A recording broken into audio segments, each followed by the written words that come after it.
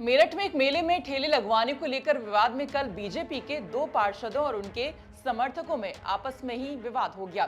साथ ही थाने में पुलिस के साथ भी समर्थक भिड़ गए। ये पूरा मामला क्या था आपको हम बताएं, लेकिन उससे पहले आपको हम बताते हैं कि इसी मामले में समाजवादी पार्टी के प्रमुख अखिलेश यादव ने एक वीडियो पोस्ट की है एक्स पर। उस पर क्या लिखा है वो भी देखिए।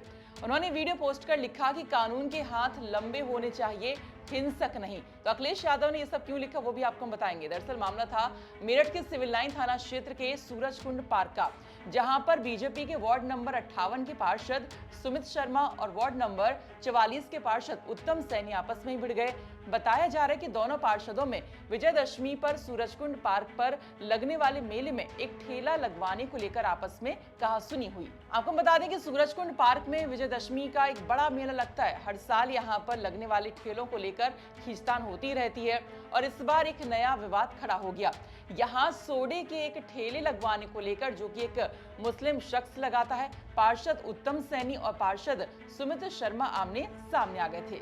देखते ही देखते विवाद इतना बढ़ गया कि दोनों पक्षों के लोग आपस में ही भिड़ गए। सिविल लाइन पुलिस आनन फानन में मौके पर पहुंची और कुछ लोगों को थाने ले आई। बताया जा रहा है कि हंगामे की सूचना पर सिविल लाइन इंस्पेक्टर भी फोर्स के साथ मौके पर पहुंच गए।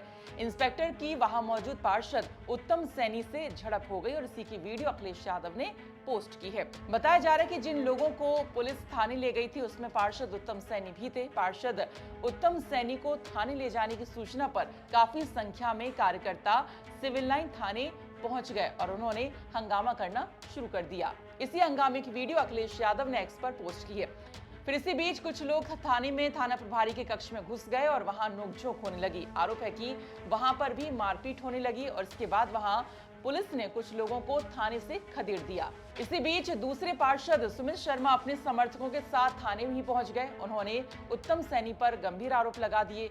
सुमित ने बताया कि हमारे यहाँ एक ठेला लगाया जाता है जो 15 सालों से यहाँ पर लग रहा है। सभी ठेले अवैध रूप से ही लगते हैं क्योंकि वहाँ झुग्गी झोपड़ियां जो होती हैं और वो अवैध रूप से ही होती हैं।